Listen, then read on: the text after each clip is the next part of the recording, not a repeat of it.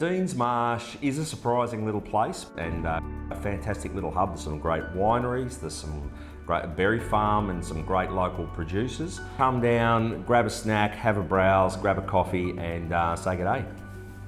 Welcome to Gentle Annie. It's a beautiful farm and we run Friday night buffet dinners in summer.